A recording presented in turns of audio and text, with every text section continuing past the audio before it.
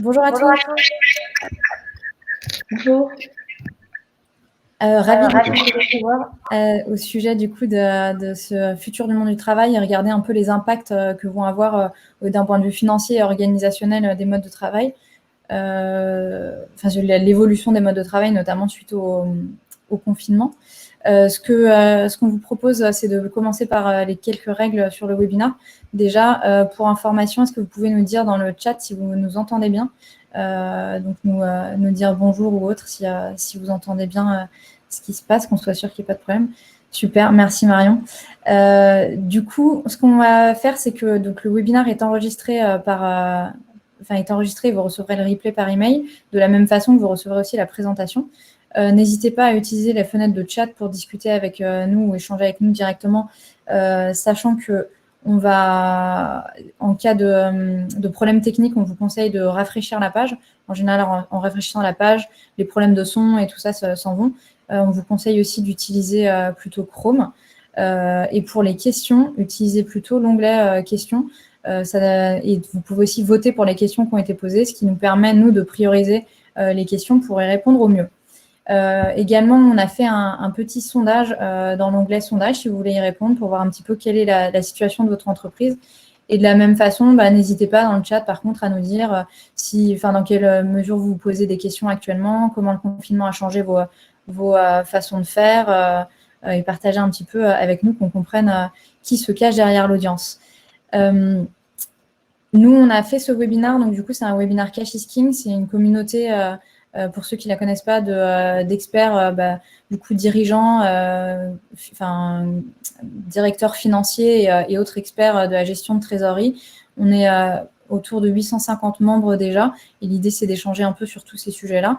C'est une communauté d'Agicap. Agicap, c'est un outil de gestion de trésorerie en ligne, donc un outil SaaS, qui vous permet de remplacer votre Excel pour simplifier les choses, vous synchroniser avec vos banques, gagner en visibilité, faire des prévisions de trésorerie et pouvoir discuter et échanger avec vos partenaires financiers, notamment pour obtenir des prêts. Donc là, c'est une rapide introduction. On ne va pas parler de ça aujourd'hui.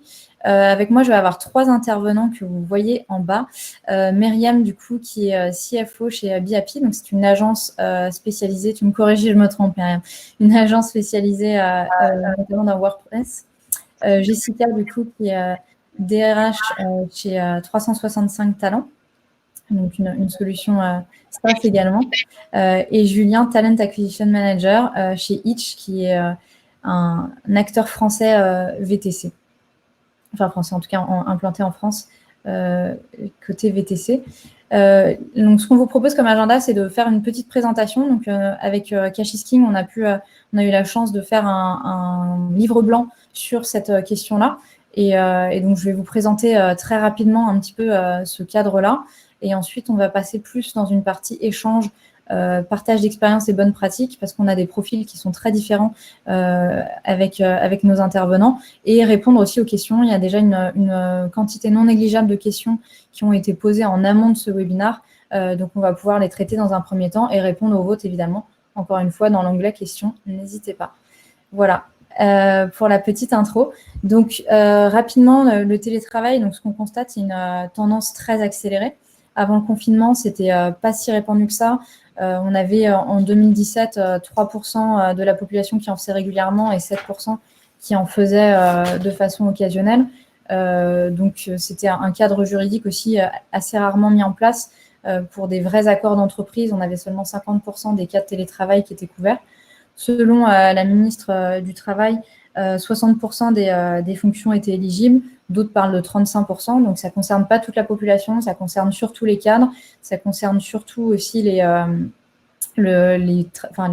secteurs de l'informatique, de la communication, des collaborateurs qui habitent souvent plus loin que leurs collègues du siège, les familles aussi avec jeunes enfants qui sont surreprésentées, et surtout dans les zones plutôt denses de travail.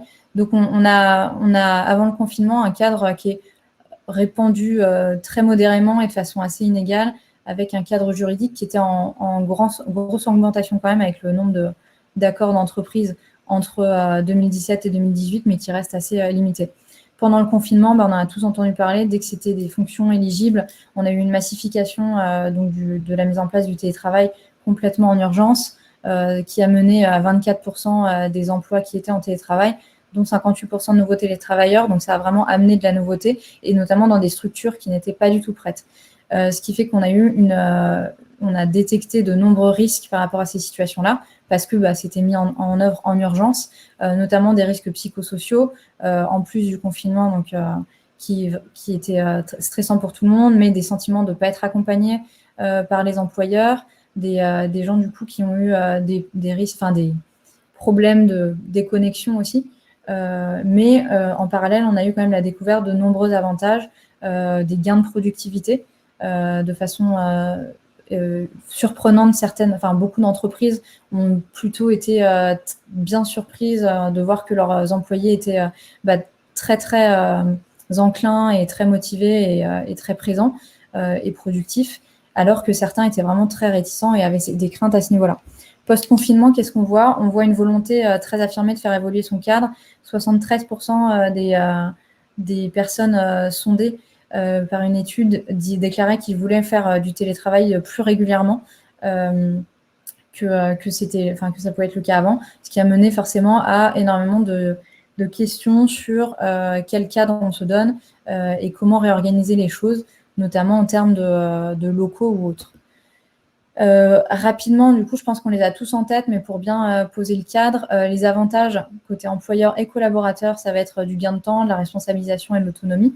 Côté employeur, il y a une forte possibilité de faire des économies en termes de salaire, de locaux, d'énergie et éventuellement de salaire si on s'aligne sur la grille salariale de la région où on peut employer la personne. Également, une meilleure productivité potentielle et un recrutement sans contrainte géographique. On aura l'occasion de revenir là-dessus, notamment avec Julien. Côté collaborateur, c'est plus de flexibilité, du calme, des conditions qui, si elles sont bien adaptées, sont plus confortables, une liberté du coup du choix du lieu de vie et une flexibilité d'organisation. Les inconvénients, c'est un risque de baisse de motivation, baisse de productivité, de créativité, également une communication qui peut être dégradée si on n'intègre pas le télétravail vraiment à sa méthode de travail. Des contraintes au niveau de la parentalité, ça c'était surtout pendant le confinement, mais il faut quand même y faire attention autrement. Et l'intégration plus compliquée de nouveaux collaborateurs. Côté collaborateur, les inconvénients, c'était, comme on disait, l'isolement, la sensation de manquer des choses, de peut-être manquer des bonnes discussions qui peuvent avoir lieu sur de l'avancement ou de la promotion. Donc ça, il faut faire très attention. La culpabilité aussi et le stress. Donc, comme on disait, une surcharge de travail ou alors des mauvaises conditions de travail aussi. Ne plus réussir à faire la limite entre le professionnel et le personnel.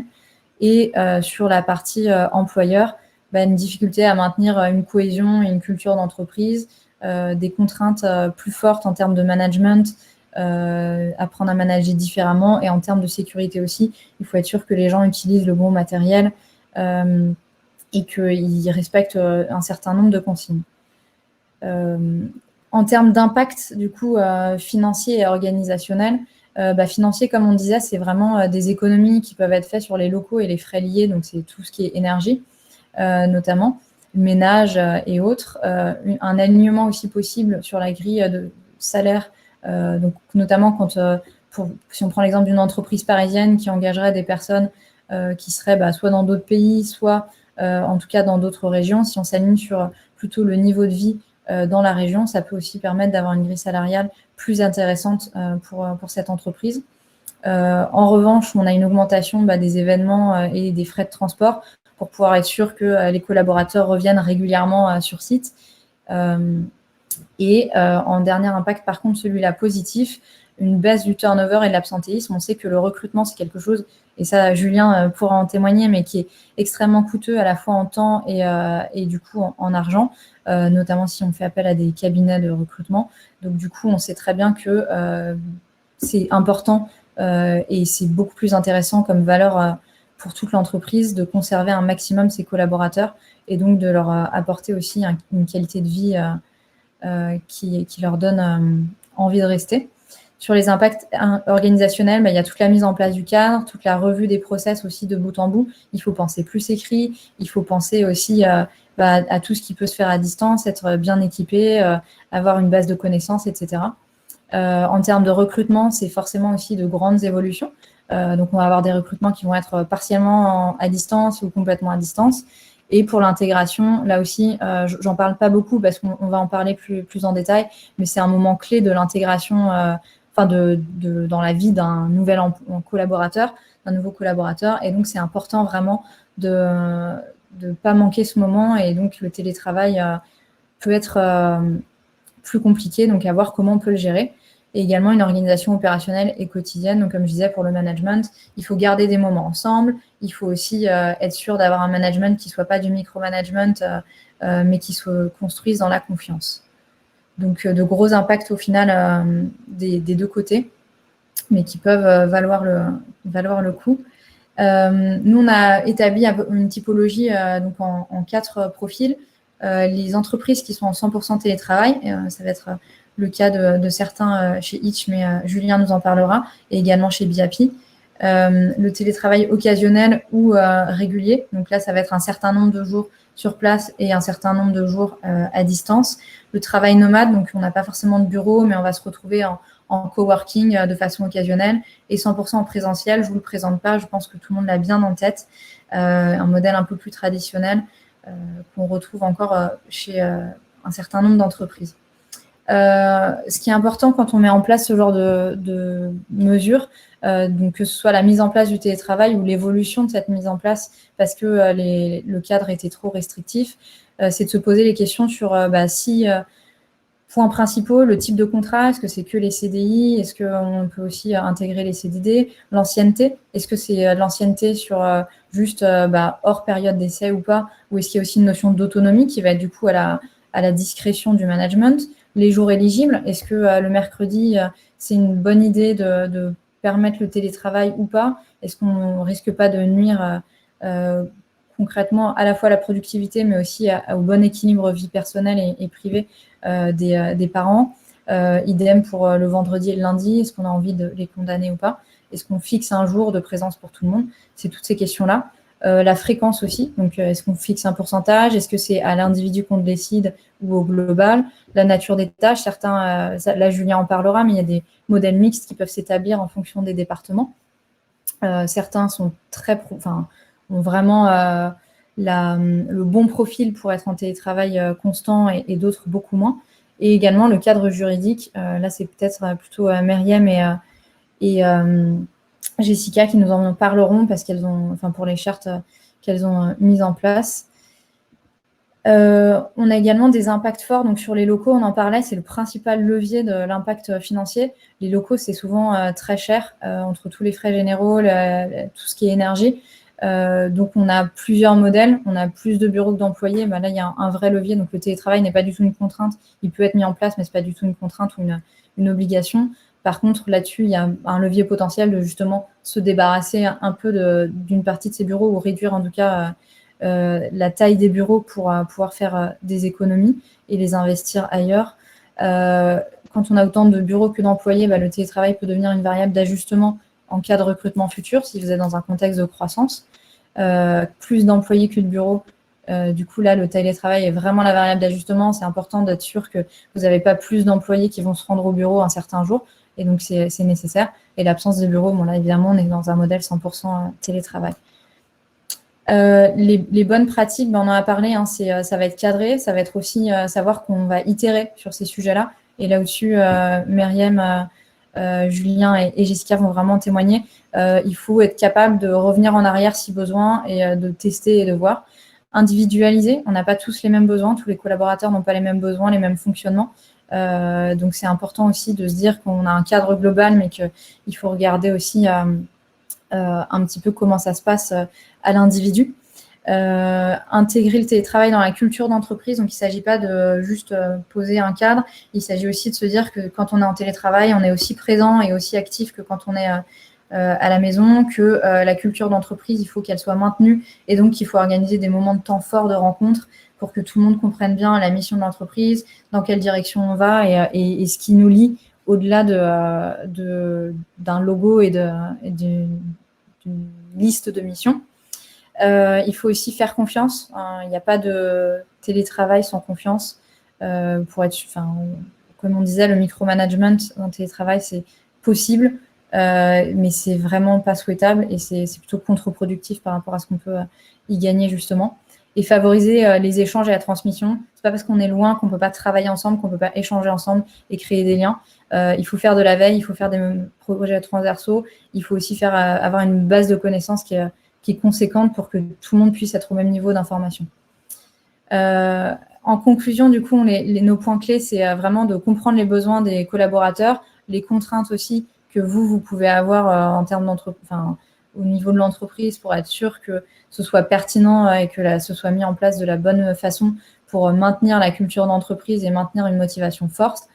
Le conseil clé aussi, c'est de communiquer clairement sur les choix.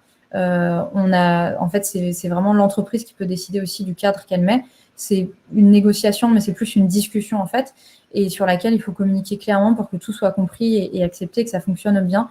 Et le dernier point, c'est ce qu'on disait, c'est itérer sur les mesures mises en place et voyez ce qui était positif ou négatif, revenez, évoluez. Et là, les 3 entreprises dont vous faites partie, Myriam, Julien et Jessica, en fait, elles itèrent et elles sont en train d'évoluer et de changer par rapport au cadre. Donc, ça va être intéressant à écouter. Et donc, on va y passer.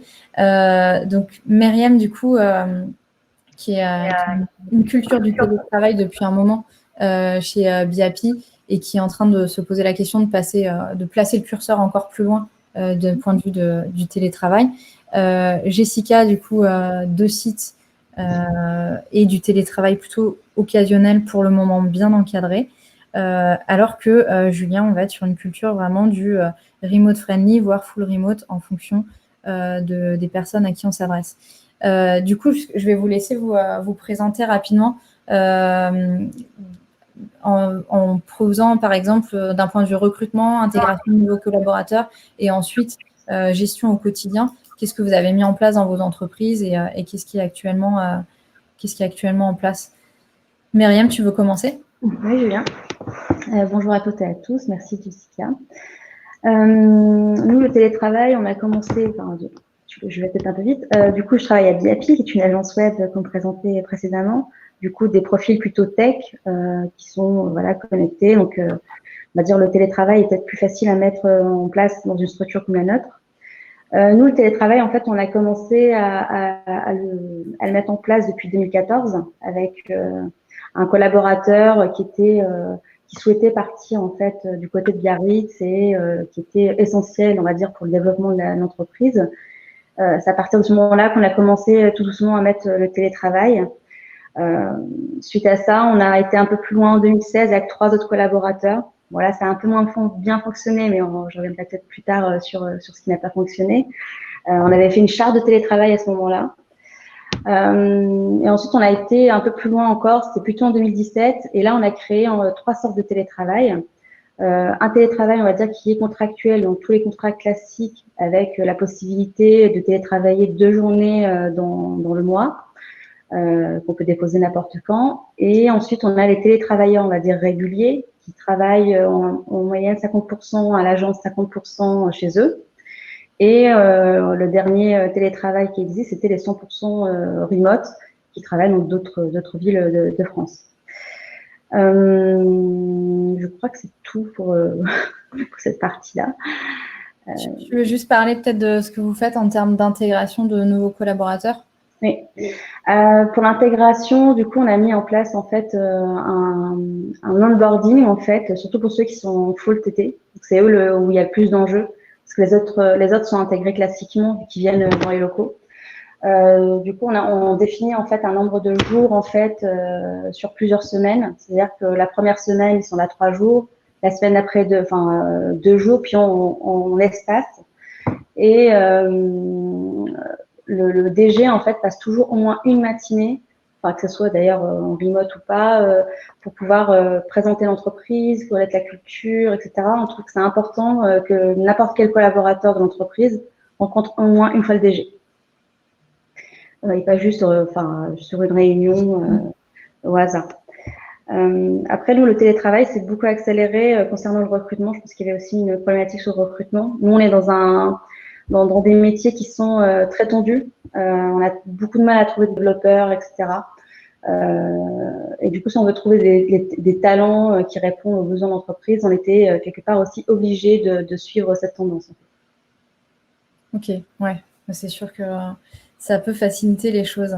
Jessica, toi, du coup, en termes de recrutement, intégration et quotidien, est-ce que tu peux nous faire une petite présentation de 365 talents? Oui, bien sûr. Alors nous, on fait une Internal Talent Marketplace, donc en français, un logiciel de gestion des talents avec de l'intelligence artificielle. Donc on vend un logiciel pour les ressources humaines. Donc ça nous semblait assez essentiel d'être aussi à la pointe de ce genre de sujet qui occupe les ressources humaines. Nous, on est 45 entre Lyon et Paris. Donc par design, on avait déjà forcément de la distance. Donc on n'a personne en full télétravail, en full remote. C'était pas souhaité, mais jusqu'à mars cette année, on avait une journée par semaine après la période d'essai. Où on pouvait être en télétravail.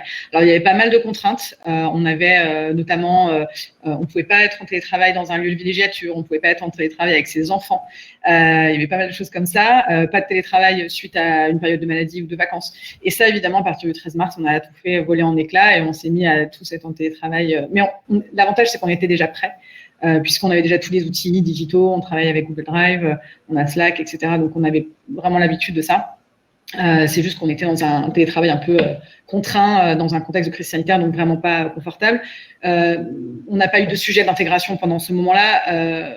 Moi, en fait, pour mon exemple, j'ai été recrutée pour aller à Lyon et donc mon intégration s'est faite à Paris. J'ai eu 1 mois et demi environ d'intégration à Paris et l'idée de toute façon, là, si on se mettait à intégrer quelqu'un, il y aurait forcément du présentiel. Puisque on n'a pas fait le choix en sortie de confinement de passer en télétravail complet. On a encore une fois la chance d'être notamment à Lyon où on peut attirer des talents qui ne souhaitent pas forcément être à Paris, et notamment toute notre équipe technique et produit est à Lyon.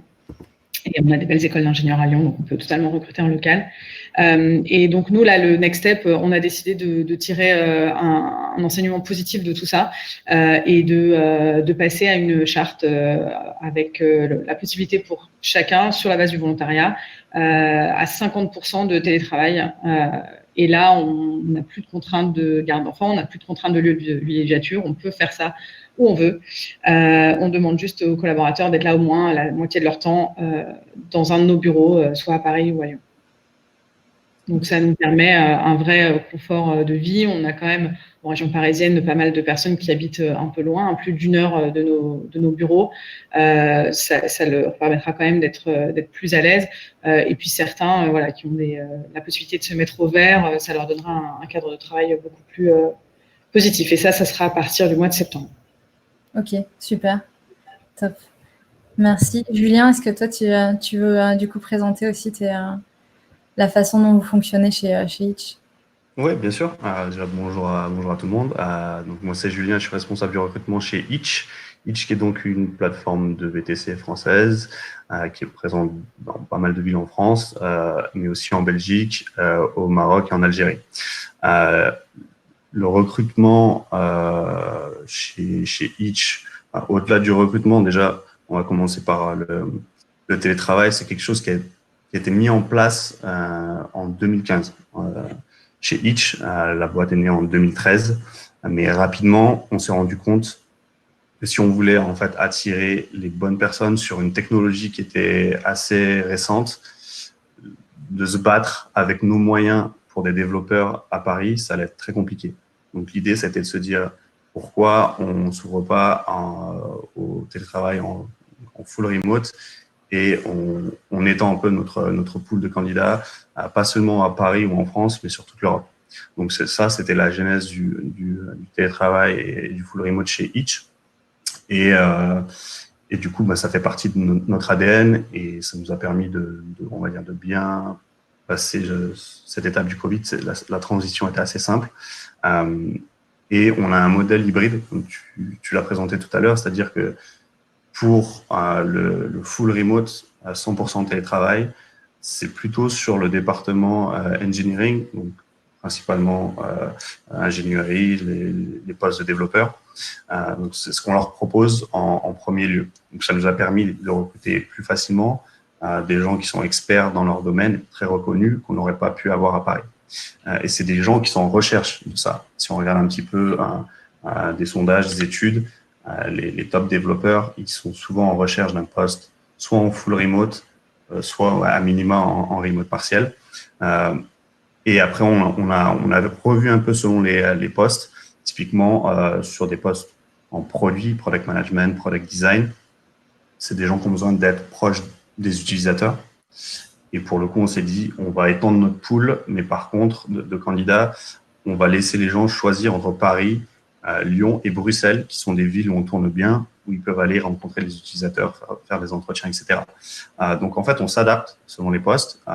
Moi, en tant que recruteur, je suis aussi, comme Jessica, à Lyon. Je suis très content d'être à Lyon, en full télétravail. Si j'ai besoin de monter à Paris, je peux aller au bureau si j'ai envie, mais je suis rattaché au bureau de Paris, mais je télétravaille depuis Lyon pour recruter les candidats. Pour ce qui est de la partie onboarding et intégration, le parti pris chez Itch, c'est que peu importe le collaborateur qui nous rejoint, quelqu'un qui sera à Paris, qui ira au bureau tous les jours s'il en a envie, ou quelqu'un en télétravail en full remote, l'idée c'est de se dire tout le monde vient à Paris une semaine.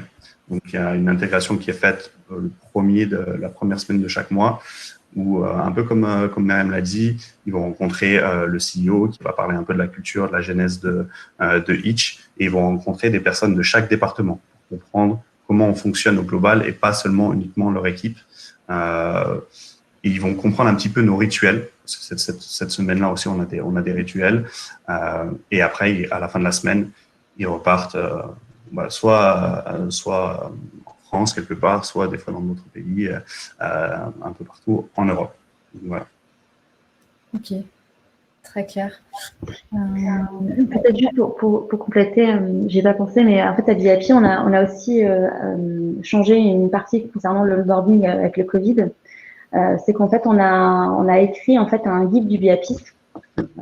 Et en fait, on a storytellé vraiment tout ce qui existe dans l'entreprise, l'interaction entre les pôles, etc., où ça se lit vraiment comme une histoire quelque part. Et on trouvait que c'était important que ce soit accessible et sous la main des personnes, enfin, à n'importe quel moment en fait. Ça fait en effet partie de tous ces outils qui sont hyper importants au moment de l'intégration des collaborateurs pour transmettre la culture de l'entreprise. Pas seulement, enfin, tu disais avec cette rencontre avec le DG, mais aussi c'est important dans le parcours d'intégration plus il est formalisé de façon précise, plus c'est pratique aussi pour les nouveaux collaborateurs de s'intégrer, de se sentir vraiment bien pris en main au début pour le lancement. On a une question de Sabine, du coup, qui peut s'adresser à vous tous d'ailleurs, qui est donc quel cadre juridique avenant au contrat et accord d'entreprise, ou accord d'entreprise. Je crois que vous avez tous parlé de charte. D'accord aussi. Et c'est du coup, c'est bien une charte pour tous. On est dans quel... Non, d'accord aussi. On a les deux. En fait, on a évolué.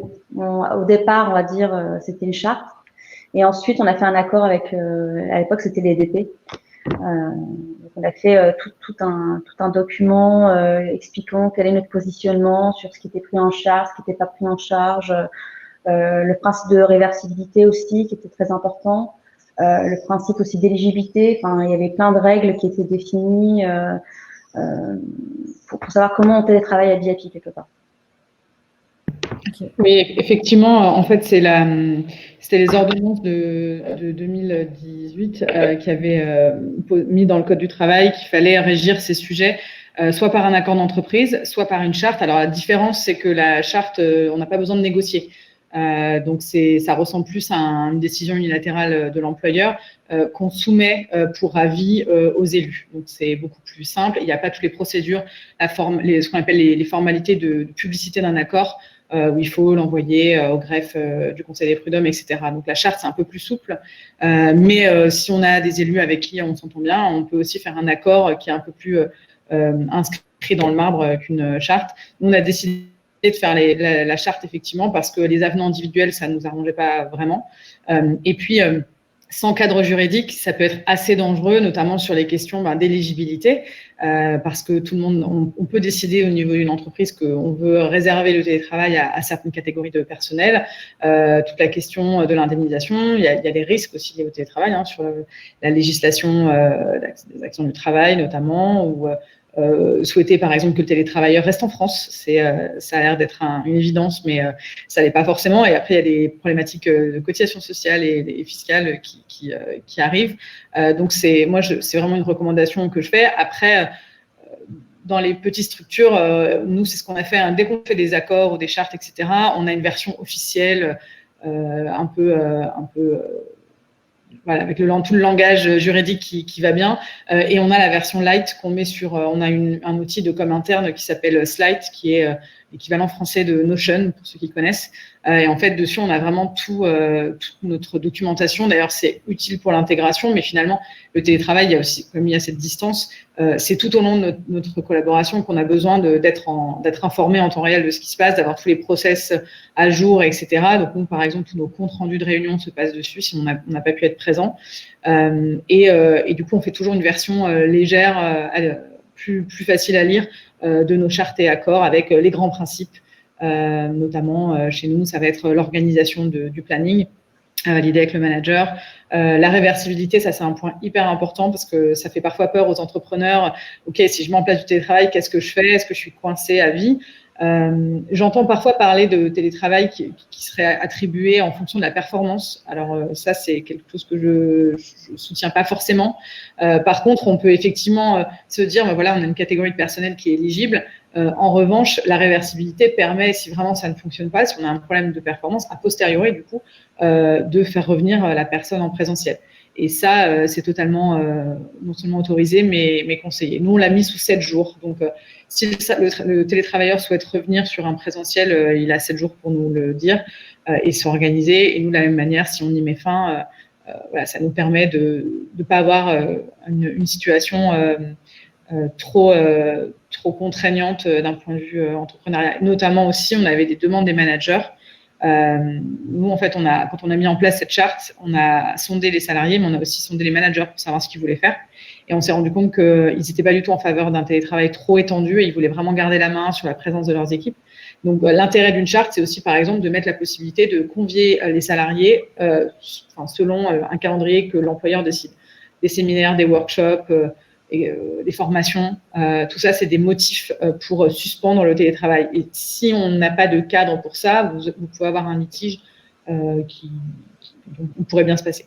Ouais. Au-delà des litiges, il y a aussi le ressenti. C'est vrai que c'est plus confortable pour les gens assez souvent de connaître vraiment les règles. Moi, j'avais entendu pas mal d'entreprises de retours en tout cas d'entreprises qui disaient que c'était désagréable en tant que collaborateur de ne pas avoir de cadre précis et du coup d'avoir l'impression de cette culpabilité encore plus forte et aussi d'avoir l'impression de devoir toujours demander ou justifier en tout cas ses motifs de... Oui, l'avantage de la charte, c'est qu'on pose les règles.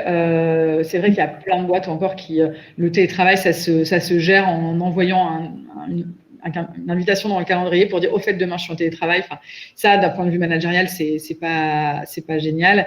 Et du coup, pour nous, en tout cas, ça s'est assorti aussi. Ça peut être intéressant parce que le télétravail, il y a une grande flexibilité, mais il y a aussi des risques pour le télétravailleur. Pour moi, ça va avec le droit à la déconnexion, qui est un sujet sur lequel on doit légiférer en entreprise de toute façon. Donc, si vous êtes déjà au point dans votre arsenal juridique, vous l'avez. Nous, c'était pas notre cas. Donc, on a fait en parallèle. Donc, on a travaillé sur ça, donc avec des droits et devoirs pour chacun, qu'on soit en présentiel ou non, sur à quel moment on peut contacter les personnes, sur quelle plage horaire les réunions peuvent se faire, le fait de ne pas répondre à ces mails en dehors des horaires, alors même qu'on va passer au forfait jour, donc on n'a plus de notion d'horaire, mais on a mis une plage pendant laquelle les collaborateurs, les managers peuvent se contacter. Et c'est assez important en fait pour la prévention des risques psychosociaux aussi, parce que tu l'as mentionné dans ta slide. C'est vrai que ça peut être très séduisant le télétravail, ça convient pas forcément à tout le monde, notamment parce qu'on a l'impression qu'on doit tout le temps rester connecté. Nos outils nous permettent, notamment via Slack, etc., d'être en permanence disponible. et ça nous semble important de mettre ces règles en place. Et nous, ce qui nous a alertés, c'est même pas forcément les managers, c'est qu'on s'est rendu compte que c'était les collaborateurs même qui nous envoyaient des messages pendant le week-end ou en soirée. Ouais. Et, voilà, on s'est dit que c'était important de mettre un cadre aussi sur cette déconnexion qui, pour moi, fait partie du bien-être aussi, que ce soit en présentiel ou en télétravail. Du coup, juste pour rebondir, après on retournera sur le cadre juridique avec toi, Julien. Il y a là une question de Raphaël qui est est-ce qu'on vous mettez en place un contrôle du temps de télétravail ou est-ce que c'est juste une référence aux missions confiées qui doivent être effectuées pour les gens qui ne sont pas au forfait jour? Alors, en fait nous, on est passé au forfait jour avant tout. Donc, en fait, avant la charte sur le télétravail, elle va être elle va entrer en vigueur en septembre.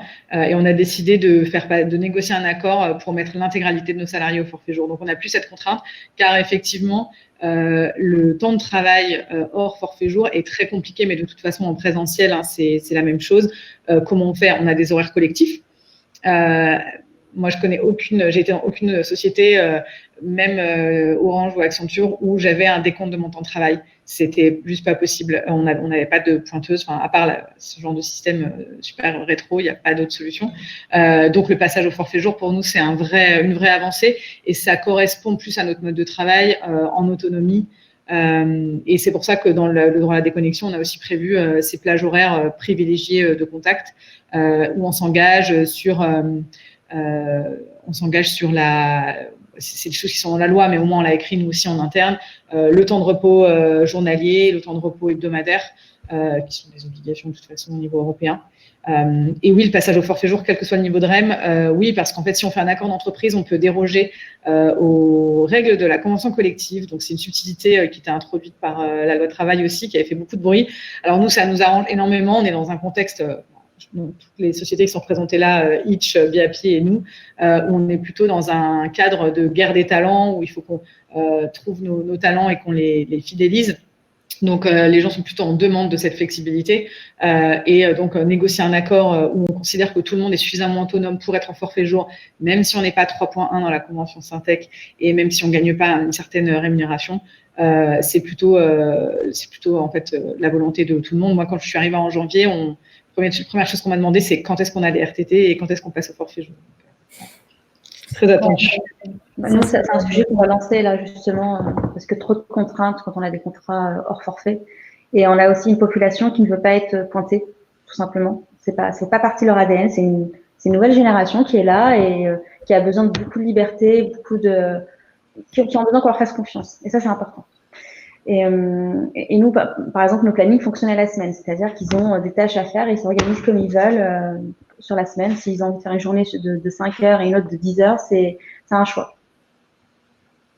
Oui, et d'ailleurs, tu peux, pour la question de Raphaël, on peut, les horaires collectifs, si jamais vous êtes en horaire collectif à 35 heures ou 37,5, ils s'appliqueront aussi en télétravail. Donc, la rigueur, on peut se dire ça.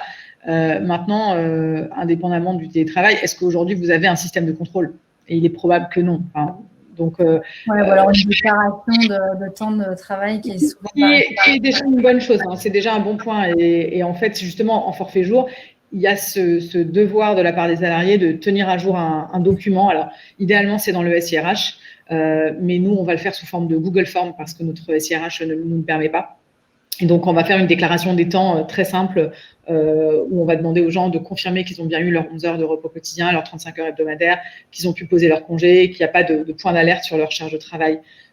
Donc, oui, si vous avez une pointeuse, rappel, du coup, il va falloir trouver un système à distance. Et je pense que votre SIRH, peut-être que vous le faire avec un outil de déclaration des temps. Payfit le fait pour le coup, mais à l'heure et pas sur le forfait jour. Donc, c'est pour ça que ça nous... Il y a Flotte aussi, sinon. Enfin, nous, on utilise notre outil de planning où on peut avoir du prévisionnel. Et après, on peut passer derrière et mettre vraiment le temps passé sur les projets. Après, ça plus un objectif aussi de se rendre compte qu'on ne fait pas forcément sur quoi on est censé être. Mais voilà, c'est intéressant. Après, juste pour revenir un peu sur le sujet du départ sur l'éligibilité au télétravail, pendant le Covid, on s'est juste rendu compte que les règles d'éligibilité sont hyper importantes. Parce que clairement, les gens qui sont juniors ont beaucoup de mal à télétravailler de manière très autonome et ils se sentent très vite isolés et ils ont vraiment plus de mal. Enfin, c'est juste On va juste clore avec Julien cette question sur le cadre juridique avant de revenir sur les autres questions. Julien, si tu veux nous donner le point de vue de Hitch rapidement. Ouais, je suis moins expert que mes deux collègues là, plutôt RH ou côté finance, mais d'un point de vue juridique, ça rejoint un peu ce qui a été dit. Si je reprends mon contrat, il y a une clause qui parle justement de la mobilité et du télétravail. Donc, moi, je suis rattaché au bureau de Paris, mais que Hitch me laisse travailler de chez moi autant que je veux, mais qu'il y a aussi ce principe de réversibilité. Si Hitch vient de me dire, OK, dans une semaine, tu reviens travailler au bureau à Paris ou un autre bureau en Ile-de-France parce qu'on a bougé, je me dois de le faire. Donc, ça reste cadré. J'ai toujours ce sentiment de liberté, mais dans le contrat, c'est quand même assez précis. Et le but, c'est d'avoir quelque chose de clair pour les employés qui nous rejoignent. Ok, super. Alors, la question d'Aurore, c'est, du coup, ils sont en train de mettre en place le forfait jour annuel en télétravail, donc à partir du 1er septembre. Est-ce que vous êtes dans ce cas? Du coup, on a répondu oui. Jessica au minimum et Myriam aussi. Comment vous gérez le télétravail en termes d'outils de suivi? Je pense qu'on a répondu partiellement. Est-ce que vous voulez compléter pour Ouais, sur l'outil de suivi, nous, on a vu ça avec nos managers. On a bien l'obligation d'organiser son planning avec son manager et ensuite on le saisit le télétravail sous Payfit. Il faut savoir, Payfit aujourd'hui, ils ont uniquement la possibilité d'avoir parce qu'on a beaucoup parlé de télétravail récurrent là en fait. Nous, on est sur notre charte, on va être sur du par exemple 3 jours par semaine chez soi.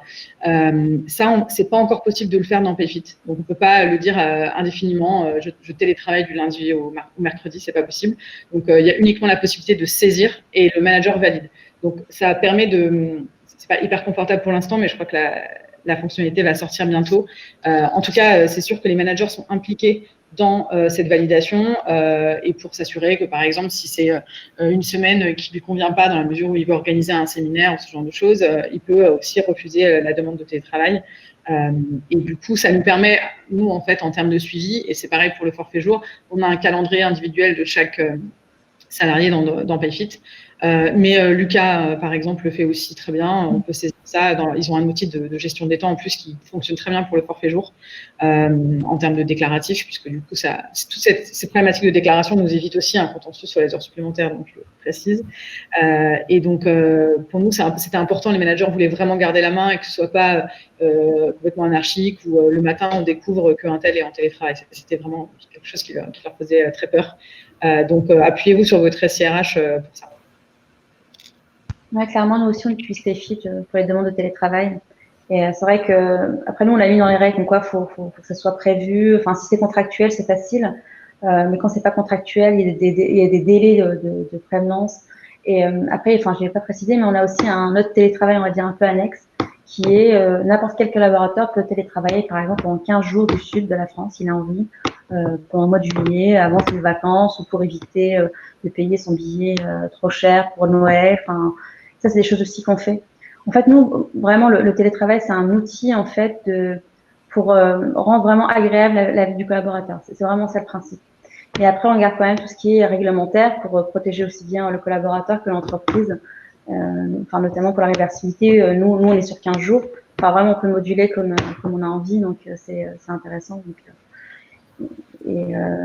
après, nous, on est resté sur l'ancien modèle aussi pour tout ce qui est, on va dire, réglementaire, où on demande une attestation d'assurance, on demande la conformité électrique. Voilà, on leur explique un peu le principe et on a aussi un entretien annuel dédié au télétravail. Tout ça, enfin, c'est des obligations, donc ça, en tout cas, on y tient.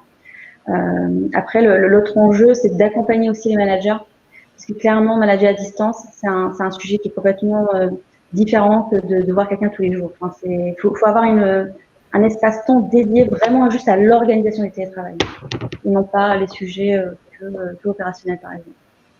Oui, complètement, pas être complètement dans le flow tout le temps et l'instantanéité des réponses, ça c'est aussi un sujet. Il y a moins d'asynchrone et plus de la sensation qu'on est toujours hyper connecté. D'où l'intérêt de tout ce dont tu parlais, Jessica, de droit à la déconnexion aussi, de mettre des plages favorisées. On a une question de Flora et après, je vous propose de passer aux questions qui étaient déjà posées en amont. Donc, la question de Flora, c'est comment gérer le contexte individuel. Certains salariés sont à l'aise avec le télétravail, d'autres moins. Les personnes moins à l'aise peuvent solliciter le télétravail régulier malgré tout. Quid du sentiment d'inégalité qui peut découler s'il y a un refus.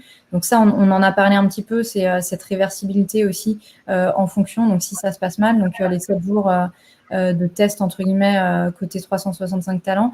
De votre côté, du coup, tu disais la même chose, Julien, que vous pouviez être finalement reconvoqué à venir au travail si besoin.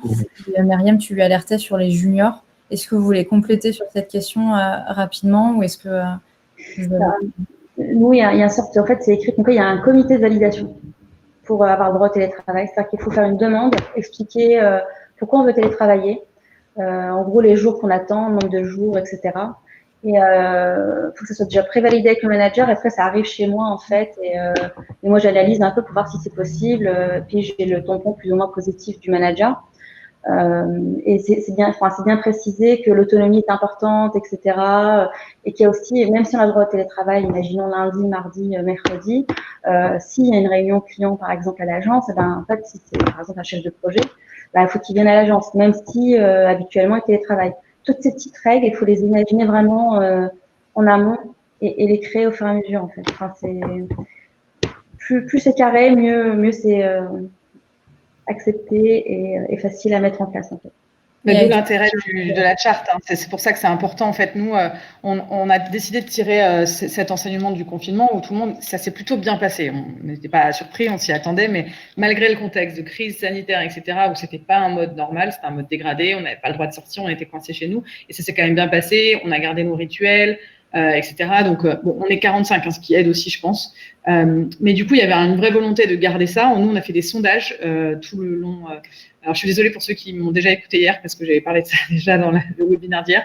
Mais on a fait des sondages 2 fois par mois sur l'état d'esprit en confinement. Et clairement, il y avait une question je sens qu'on me fait confiance en télétravail, j'ai tous les outils dont je dispose. Tout ça, c'était très, très bien. Les points sur lesquels on devait travailler, c'était plutôt la cohésion d'équipe, mais ça, du coup, c'est chaque équipe qui doit travailler sur ce sujet. La com interne, ça passait bien, donc ça, c'était des points où on savait que les gens étaient à l'aise. Et après, je suis pas sûre que je comprends forcément la question sur le sentiment d'inégalité, parce que du coup, si c'est du volontariat, moi, par exemple, je suis pas sûre de faire 3 jours par semaine. Peut-être que c'est plutôt dans le sens où la personne a demandé à en faire et on lui a refusé. Oui, alors du coup, d'où l'intérêt de préciser en fait l'éligibilité. Nous, on n'a pas choisi de rendre des postes inéligibles. On considère que tout le monde est autonome et du coup, c'est pas un cadeau en fait. Donc, c'est aussi un contexte de travail, un poste qui permet de. J'imagine, on n'a pas le cas chez nous, mais par exemple, un office manager, je peux comprendre que ça soit plus compliqué de faire travailler cette personne en télétravail, ou quelqu'un qui est hôtesse ou hôtesse d'accueil. Bon, c'est moins, c'est plus évident d'expliquer qu'on a besoin de cette personne. C'est arrivé sur mon poste dans mon ancien boulot. Moi, j'ai proposé de bouger à Lyon et en fait, c'était inenvisageable pour le CEO de me voir à distance. Je me suis pas forcément sentie moins bien traitée que les autres personnes. Il y avait des product owners à qui on a autorisé de travailler depuis Aix. Je me suis dit, ok, c'est juste un problème de concept de mon métier. On a l'impression qu'il faut que je sois sous la main du CEO, alors que même qu'il était en déplacement en permanence. Donc, on travaillait sur WhatsApp. Nous, c'était notre mode de fonctionnement. Et au final, je suis partie. En fait, je me suis pas forcément cherché longtemps. Midi à 14h, je me suis juste dit, bon, ça convient pas. Et aujourd'hui, je suis entre Lyon et Paris. Et comme Julien, en fait, on a choisi d'être dans des jobs où on peut le faire. Mais c'est vrai que peut-être par design, il y a des postes, qui sont vraiment pas pratiques. Mais j'en vois assez peu. Franchement, à part les jobs de contact commercial, de type vendeur, par exemple, ou dans une boutique, ça oui, mais nous, par exemple, nos commerciaux, on va les laisser télétravailler parce qu'en fait, ils sont très autonomes dans la gestion de leur temps et que leurs 2-3 jours de télétravail va leur permettre de travailler leur sujet de fond, de mettre à jour leur CRM. C'est le gros sujet des commerciaux. Ça, c'est un des conseils qu'on donne. Quand vous posez le cadre aussi du télétravail, c'est vraiment de lister les départements et aussi les tâches qui vous semblent éligibles ou non au télétravail. Et ce cadre, il peut évoluer. On peut commencer aussi par celles qui paraissent le plus éligibles, entre guillemets, et ensuite étendre. Julien, je crois que c'est ce que vous avez fait d'ailleurs, c'était surtout sur les profils complètement développement que vous êtes en train de faire, et par contre, vous avez un peu étendu. Est-ce que toi, tu as un retour à faire sur cette notion d'inégalité un peu qui peut être perçue en refus Ouais, le retour, il est simple. On n'a pas ce problème chez Itch, puisque clairement, on sait qu'engineering, et on le dit dans l'annonce, c'est full remote avec un cadre. Il faut que tu sois à plus ou moins 1 heure de l'heure de Paris. Et c'est des postes, en fait, qui sont déjà assez seniors. C'est des gens expérimentés et c'est souvent des gens qui sont en demande du télétravail, donc qui connaissent. Après, sur les postes où on mentionnait tout à l'heure, où on s'est un peu ouvert sur les postes de product manager, product designer, les gens savent aussi dans l'annonce qu'ils peuvent travailler de Paris, Lyon ou Bruxelles, donc ça pose pas de souci. Et après, il faut pas oublier que même s'il n'y a pas de refus, il y a des gens qui vont peut-être découvrir le télétravail chez nous. C'est quelque chose qu'on essaie de voir un peu en entretien, s'ils sont à l'aise ou pas, mais c'est quand même assez dur à gérer et à comprendre pendant l'entretien. Mais le télétravail, c'est un mode de fonctionnement qui prend du temps. Ça s'apprend.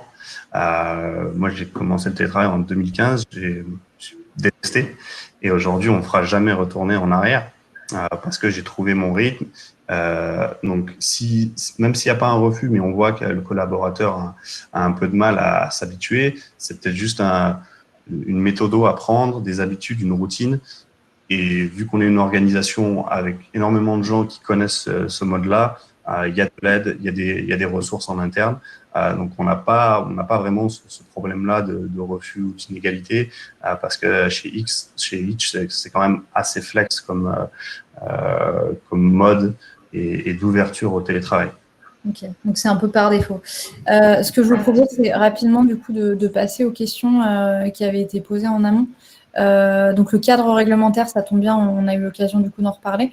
On va passer juste un tout petit peu sur la prise en charge financière de l'entreprise et ensuite le flex office, si vous voulez bien. Tu veux commencer, Myriam, sur la partie prise en charge financière. Donc là, de ce que je comprends, c'est en fonction de la charte, on peut décider aussi de ce que l'entreprise met en place et après, libre à l'employé d'accepter ou non, mais en tout cas, en connaissance de cause, il connaît les conditions. Exactement. Nous, c'est vraiment un parti pris qu'on a pris. On s'est dit, on veut pas payer, on va dire, tout ce qui est bureau, etc. Donc, on s'était dit, nous, on va plutôt financer, faire en sorte qu'il ait tout ce qu'il faut comme matériel. Ça, c'est important. C'est normal. Après, tout ce qui est transport, parce qu'en fait, on demande aux collaborateurs de venir une fois tous les mois ou une fois tous les 2 mois, particulièrement une journée qui est le jeudi, parce qu'on a des événements en interne de vie d'entreprise qui est important pour la culture. Donc, on prend en charge le transport, l'hôtel, et tout ce qui a trait, on va dire, à ce voyage. Après, pour le reste, on ne finance pas le lieu de travail, ni l'électricité, etc. Après, on finance aussi tout ce qui est coworking. Généralement, on encourage qu'ils prennent soit un bureau fixe, soit en prenant quelques journées dans la semaine, selon les besoins, ça change. Et après, ça change aussi selon l'organisation que veut avoir le collaborateur vs sa famille, l'organisation, etc. Donc, on a un peu de tout. Ouais, vas-y, Giscard. Du coup, nous aujourd'hui, à part fournir les équipements donc au choix du salarié, donc ordinateur, etc. Ce qu'on a décidé de faire dans la charte, c'est qu'on va indemniser à hauteur. On a pris le maximum URSSAF, donc il y a une allocation, une indemnité qui n'est pas soumise à cotisation ni à impôt, qui est de 10 € par jour par semaine. Enfin, 10 € par jour en télétravail avec un maximum de 50 € par mois pour du full remote. Donc, c'est ce qu'on a prévu. Et je pense que ça va couvrir principalement l'électricité et l'accès à Internet. Et effectivement, on demande aussi, comme Myriam l'a fait, une attestation de conformité électrique et attestation d'assurance habitation. On a prévu de ne pas le faire pour les gens qui vont être en dehors de chez eux, mais c'est important que ça soit prévu aussi pour éviter tout risque. Ouais, chez Hitch, ça rejoint un peu ce que fait Myriam. On va pas prendre en charge tout ce qui est électricité, forfait Internet. Par contre, à l'arrivée, le collaborateur choisit son PC, son Mac. On peut aussi envoyer, par exemple, moi, on m'a envoyé un double écran. Donc, on a un catalogue d'outils. On choisit s'il y a des outils qu'on veut rajouter, peut-être une souris ergo, etc., et qui est hors catalogue, on peut la soumettre et après, c'est un peu au bon vouloir du manager, si ça rentre dans le budget, etc. Et ce qui va se rajouter en plus, c'est le coworking. En fait, c'est trop que chez Hitch, il y avait des clusters, mais des bons clusters, c'est-à-dire d'employés de Hitch qui étaient soit autour de Rennes, soit autour de Lyon, de Toulouse. Et vu qu'on était assez nombreux à Lyon, Hitch avait décidé de nous payer un espace de coworking avec un bureau dédié, 15 personnes. Et là, pareil, on a itéré, on s'est rendu compte qu'on n'y allait pas souvent. On est passé sur un autre coworking avec moins de bureaux. Pareil, on a décidé il n'y a pas longtemps qu'on allait arrêter parce qu'on n'était pas assez nombreux à y aller. Mais chez Hitch, il y a une politique où on prend en charge, je crois, jusqu'à 260 € l'abonnement de coworking pour ceux qui sont assidus et qui aiment travailler en dehors de chez eux parce qu'ils aiment ça ou parce qu'ils n'ont pas le bon setup ou une pièce dédiée à la maison. Super. Si je peux préciser sur le coworking, nous on va le tester pendant un petit temps parce qu'on rend nos locaux aujourd'hui, donc c'est pour ça que tout est vide derrière moi, ça fait un peu désolé, mais nos clés aujourd'hui. Et on va tester une solution où on a une plateforme qui s'appelle Néonomade et qui va nous permettre du coup de payer un abonnement par salarié. Et ensuite, ils choisissent le coworking où ils veulent aller. Ils peuvent réserver des salles de réunion, ils peuvent réserver des salles pour organiser des événements clients. Et ça nous permet d'avoir du vrai flex où du coup, ils peuvent choisir un coworking qui est près de leur domicile et pas choisir quelque chose qui est dans une localisation qui ne les arrange pas. Donc ça peut être un bon outil aussi pour leur donner le plus de flexibilité possible et qu'ils avancent aucun frais puisqu'on est facturé en fin de mois en direct. Oui, c'est sûr que le coworking a des beaux jours devant lui. En tout cas, tout ce qui est Covid a forcément beaucoup favorisé les évolutions sur ces sujets-là et du coup, une projection dans l'avenir vers le coworking. On va répondre à la question de Bruno, donc du coup sur les chartes que vous avez mises en place, donc surtout du coup Myriam et Jessica, est-ce que vous avez fait appel à des prestataires, des juristes ou autres, ou est-ce que vous avez vraiment monté ça entre vous sur la base de modèles que vous auriez pu trouver ou autre? Myriam, tu veux commencer? Je travaille en amont, justement, où j'ai passé beaucoup de temps, ça m'a pris beaucoup de temps, l'accord. Hein. J'ai mis 6 mois à peu près. Temps de connaître toutes les règles, etc. Regarder un peu ce que faisaient nos concurrents, ce que faisaient aussi les grands groupes qui partagent beaucoup de choses aussi, qui sont intéressantes. Et se mettre d'accord aussi avec le CSE, enfin le DP à l'époque. Voilà, donc on a imaginé toutes les règles, etc. Il y a tout un travail en fait qu'on peut pas externaliser sur le fonctionnement de l'entreprise, sur les besoins, les particularités. Enfin tout ça c'est impossible à faire travailler avec quelqu'un d'autre. Nous une fois qu'on a terminé de travailler le document, en fait on l'a fait relire à un avocat pour voir juste s'il y avait des choses qui clochaient, surtout qu'on prenait des partis pris forts. Pour voir voilà qu'est-ce qu'il en pensait. Est-ce que c'était prud'homable, enfin, j'ai passé ça comme ça, hein, qu'est-ce qui était dangereux ou pas dangereux, quel était, on va dire, le risque. Et donc voilà, il y a eu une rapide relecture, ce qui était, du coup, ça coûtait moins cher que si je le faisais faire en extérieur, clairement. Alors nous, on a eu la chance de faire... En fait, initialement, on avait prévu de faire un accord complet sur le forfait jour, le droit de la déconnexion et le télétravail en mars. En fait, on avait négocié un forfait avec notre avocat qui devait tout nous régir. Et heureusement qu'on n'a pas avancé puisque on a tout suspendu pendant le confinement. Et en fait, on avait prévu de reprendre les anciens termes de notre charte où justement on avait les obligations un seul jour par semaine, etc. En fait, comme on s'était inclus dans le forfait, quand on est sorti de confinement, on a négocié avec notre avocate qu'elle nous sorte uniquement une charte, qu'on distingue les deux sujets en fait et qu'on en fasse un accord d'un côté et une charte de l'autre. C'est une recommandation, effectivement, si vous êtes pressé, en tout cas, un avocat peut vous le faire en mode forfait, ce qui est intéressant puisque ça ne débloque pas un nombre d'heures. Enfin, vous pouvez contacter l'avocat aussi souvent que vous souhaitez. Voilà, il y a quelques cabinets qui sont OK pour faire ça et ça leur prend pas forcément trop de temps et ça peut permettre d'aller plus vite parce qu'effectivement, c'est un gros travail. Comme disait Myriam, moi, je suis juriste, mais pour autant, j'aurais dû prendre beaucoup de 4 à 6 mois aussi pour mettre tout ça sur pied et m'assurer que je ne faisais pas d'impair, notamment la réversibilité, c'était quelque chose que je ne connaissais pas et qui a vraiment rassuré mes dirigeants. Merci beaucoup pour ce retour. En général, il ne faut pas hésiter. Pardon. Vas-y, Myriam. Un conseil en général, en fait, il ne faut pas hésiter à avoir un référent en juridique externe à l'entreprise si vous n'en avez pas en interne. Même si c'est des sollicitations sur 1 heure, 2 heures, un petit coup de fil pour voilà, se sentir à l'aise, surtout quand nous, on est dans une petite structure, donc du coup, je suis toute seule dans mon métier. Parfois, c'est toujours intéressant de se confronter justement à quelqu'un qui est expert dans le domaine, en fait. Et ça, c'est rassurant et en moins, l'entreprise, on va dire, fait les choses comme il faut. Voilà. Super. Du coup, on a répondu à la majeure partie, ou au moins partiellement, des questions. Moi, il y a juste une question sur laquelle je voulais revenir. Du coup, c'était un peu sur l'impact financier. Du coup, Jessica, tu disais que vous vous débarrassiez de vos bureaux. Myriam, je sais que la discussion aussi, c'était un petit peu sur mettre en place plus de télétravail pour aussi avoir plus de flexibilité par rapport aux locaux. L'impact financier, il est important. Quel impact vous avez vu sur votre prévisionnel de trésorerie ou sur un peu qu'est-ce que ça représente? Est-ce que ça vaut le coup? Est-ce que c'est une grosse partie de la question de passer plus en télétravail ou est-ce que c'est vraiment drivé plus par les employeurs, les employés qui demandent plus de temps? En fait, nous, comme on va dire, un modèle un peu hybride, quelque part, on a besoin d'organiser des événements importants dans l'année, etc.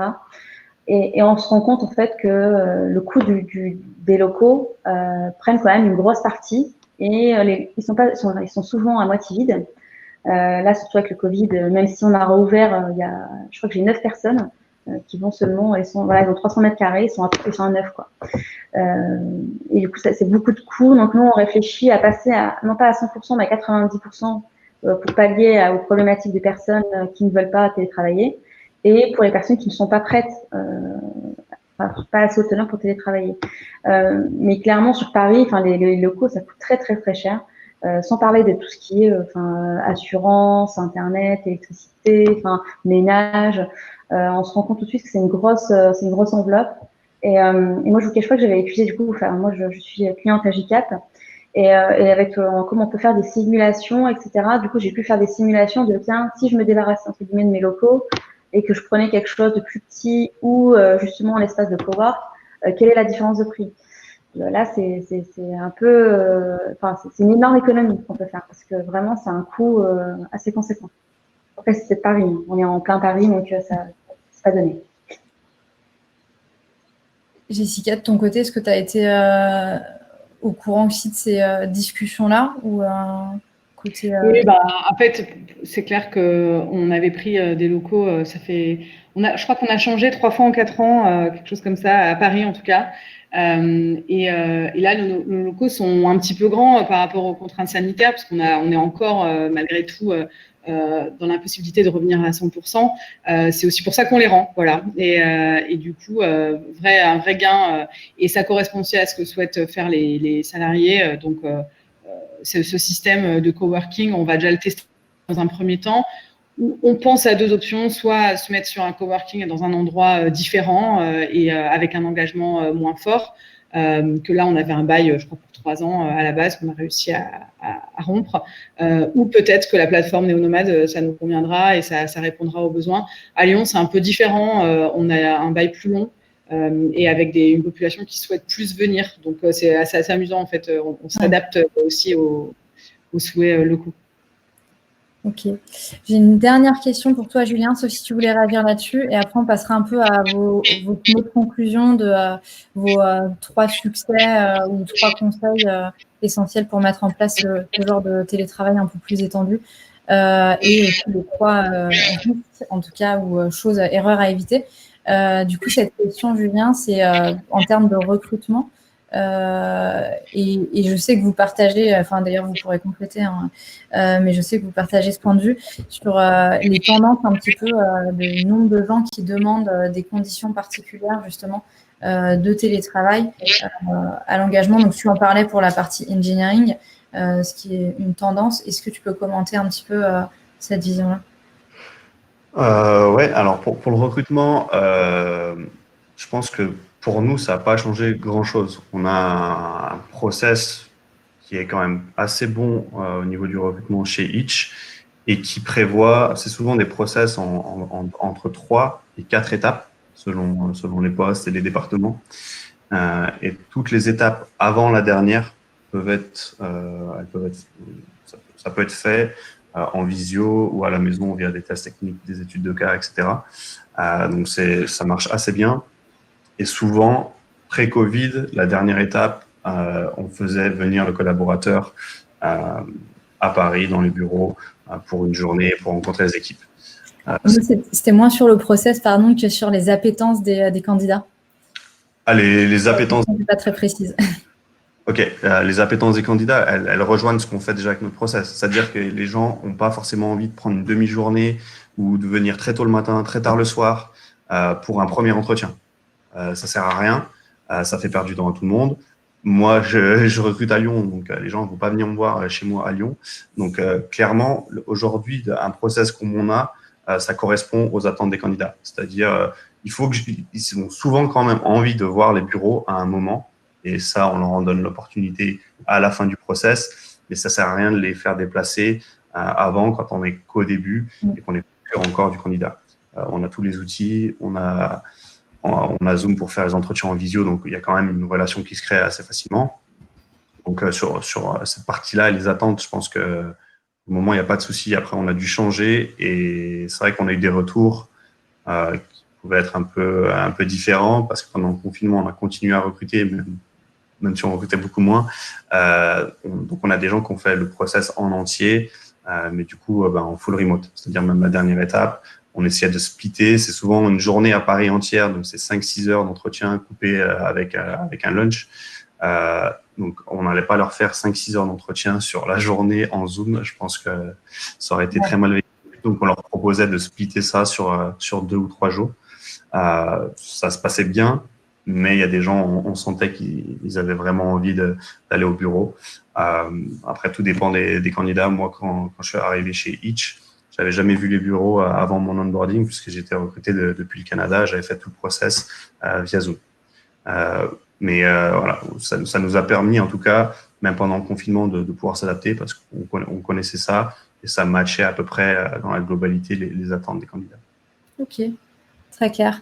Je vous propose là, pour qu'on ne déborde pas trop, de faire ces trois petits points. Alors, si vous en avez moins que 3, il n'y a pas de souci, sur un peu les points vraiment clés clés de succès et par contre les gros freins ou les risques.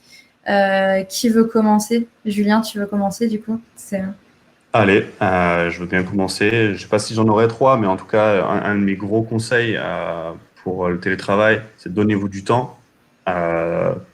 Si vous aimez pas ou si vous commencez à découvrir et si vous l'avez découvert pendant le confinement, c'est pas du vrai télétravail. C'est un cheminement. Il y a des méthodologies, il y a des ressources pour vous aider, mais donnez-vous le temps d'apprendre à connaître cette méthode. Prenez du temps pour vous. En fait, le télétravail, ça permet une plus grande flexibilité et ça doit vous permettre de vous redonner du temps à perdre 1 heure le matin dans les transports. Et essayez de mettre ça à profit pour prendre du temps pour vous, faire un peu de sport. Les trucs qu'on peut pas faire la semaine quand on fait du 8h30 au bureau et qu'on rentre à 19h30 le soir, qu'il faut s'occuper des enfants ou autre. On n'a pas de vie. Le télétravail, elle nous redonne du temps. Donc, profitez-en. Il peut y avoir ce sentiment de culpabilité si vous êtes dans la synchrone et qu'il y a une grosse culture de l'écrit dans votre entreprise grâce au télétravail, vous pouvez organiser votre temps comme vous le voulez. Et ça m'a pris du temps de culpabiliser, de me dire il faut que je sois là à 13h après le lunch. Non, si j'avais envie d'aller à l'escalade de 14h à 15h parce qu'il y a moins de monde et après de revenir et de bosser un peu plus tard le soir, c'est possible et le travail est bien fait. Et quand on arrive à trouver ce rythme-là, c'est pour ça qu'on revient plus après sur l'ancien modèle. Et puis, accordez-vous du temps avec vos équipes chaque semaine pour retrouver ce modèle un peu informel. Ça peut être une demi-heure le lundi où on a pour habitude de faire 30 minutes avec mon équipe les vendredis où on se retrouve, on discute en mode machine à café, où en fait on joue aussi à dessiner, c'est gagné. C'est devenu notre rituel. Voilà. Organisez-vous voilà, des plages un peu comme ça. Il y a des outils sur Slack pour faire des espèces de random coffee chat qui fonctionnent très bien pour rencontrer des gens hors de votre équipe et avoir cette connexion un peu transverse. C'est souvent le gros problème du télétravail, c'est que ça arrive à fonctionner au niveau de la communication avec sa propre équipe, mais des fois on perd un peu le fil sur ce qui se passe ailleurs. Et on rejoint, je crois, que ce qu'avait dit Jessica aussi, Myriam, quand on est en télétravail, des fois on a l'impression de ne pas pouvoir se montrer pour avoir potentiellement des promotions, avoir les relations informelles avec d'autres collaborateurs. Voilà, des petits outils comme ça permet de créer du lien et c'est très bien. Et sur les trois autres conseils où il faut faire un peu plus d'attention, je ne sais pas si on en aurait trois, mais la déconnexion, c'est vrai qu'on peut aussi avoir tendance à travailler plus tard ou à moins couper le temps de midi parce qu'on n'a pas ces repères. Ok, c'est la pause café. Ok, tout le monde est en train de partir pour aller à la cafette ou aller au resto. Voilà, il faut avoir une routine parce que ça peut vite générer du stress. Si c'est possible pour vous, si vous avez un espace dédié, c'est mieux. Parce que sinon, votre appart ou votre maison, ça va devenir votre prison. Donc, si vous travaillez dans le salon et que quand vous avez fini la journée, vous êtes encore dans le salon pour prendre un moment pour vous regarder la télé, c'est horrible. Il n'y a pas la séparation. Donc, faites gaffe à ça. Si on peut vous payer le cowork, allez au cowork. Si vous avez un petit coin où vous traînez un peu moins chez vous, essayez de prendre ça comme bureau. Voilà, ça sera mes plus gros conseils. Super, merci. Du coup, Myriam, tu veux... Oui, je l'ai. Julien. Très bien, c'est parfait. Ça, c'était d'un point de vue plus collaborateur, d'un point de vue entreprise pour la mise en place. Est-ce que tu as des points Moi, enfin, si je pouvais donner des conseils, je pense que on va dire les choses à ne pas louper, on va dire, quand on passe en télétravail, c'est vraiment faire le cadre. Je sais que c'est très juridique, etc. Mais pour pouvoir jouer, il faut connaître les règles. Sinon, quand on joue pas au même jeu, ça va être compliqué. L'autre point qu'il faut pas négliger, c'est la culture d'entreprise. Là, il faut la réinventer clairement parce que la culture d'entreprise dans les locaux et la culture d'entreprise à distance, c'est vraiment différent. Donc, il faut réfléchir à comment la transmettre, comment la faire vivre. Donc, ça, c'est vraiment important. Et le troisième point, ce serait les moments d'échange. Nous, on en a plusieurs. Donc, on en a 2 dans la semaine, le lundi et le mercredi. On fait des weekly. Tout le monde se connecte sur Zoom et on se dit bonjour et quelles sont les priorités de la semaine et grosso modo, qu'est-ce qu'on a fait le week-end aussi. Un petit chef derrière, désolé. Du télétravail, ça va bien. Ensuite, on a aussi d'autres moments comme le biapéro, donc 1 fois par mois, et on a aussi une partie d'une réunion, on va dire, qui s'appelle le Happy Biz, qui permet de connaître, on va dire, quel est le pipe commercial, quels sont les enjeux actuellement, qu'est-ce qui est en vogue, qu'est-ce qui est en build, et voilà. Donc ça permet de se sentir concerné et savoir ce qui se passe partout dans l'entreprise, en fait. Même en RH, je partage aussi mes dossiers, ce que je fais, quelles sont les problématiques, etc. Donc c'est plutôt intéressant. Après, on va dire dans les travers qu'on peut avoir rapidement dans le télétravail, c'est vraiment je reviens encore sur les juniors, mais vraiment ils ont besoin d'accompagnement et ça c'est quelque chose faut vraiment prendre en compte en fait. Et tout le monde n'est pas fait pour le télétravail. Il y a des gens, j'avais parlé au début quand on a eu un flop en télétravail, on avait ouvert à Lyon et ça s'est très très bien passé parce que les personnes finalement n'étaient pas prêtes à télétravailler Et ça, c'est vraiment quelque chose qu'il faut vraiment bien sonder au départ pour être sûr que la personne comprend bien les tenants et aboutissants en fait du télétravail. Donc ça, c'est un point de vigilance.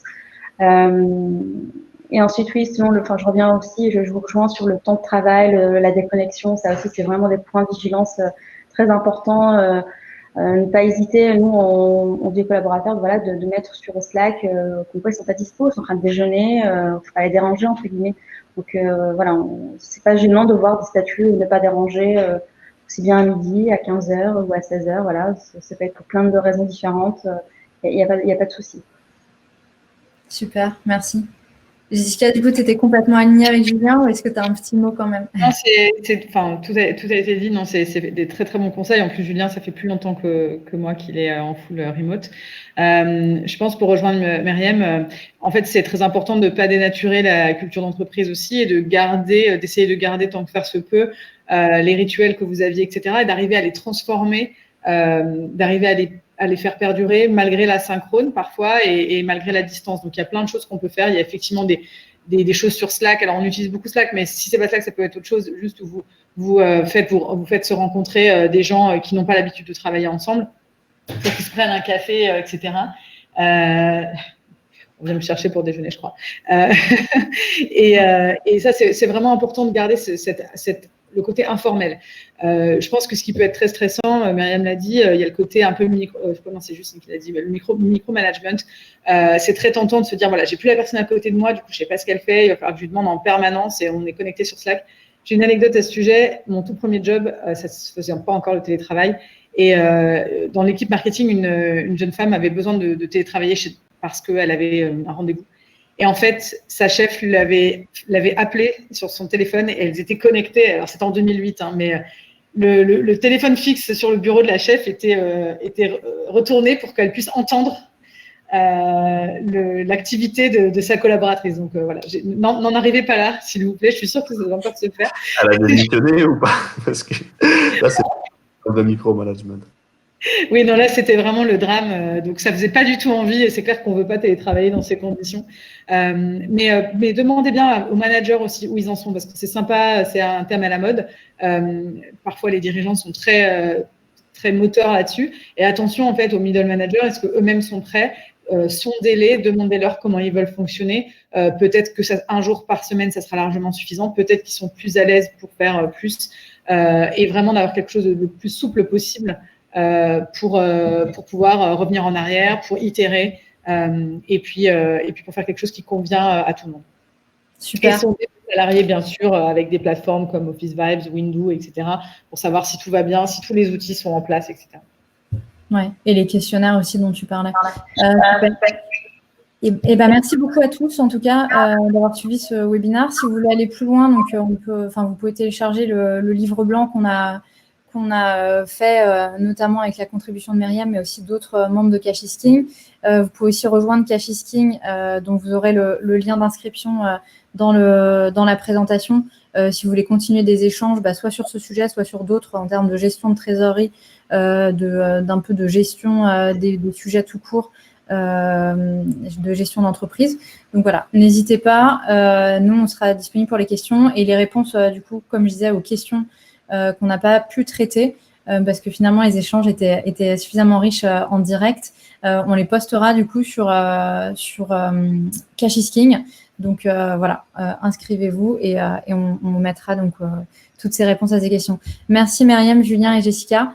Bonne journée. Désolée d'avoir débordé un petit peu. Merci à tous. Merci Justine et merci à tous. Merci. Bonne journée. Au revoir. Bonne journée.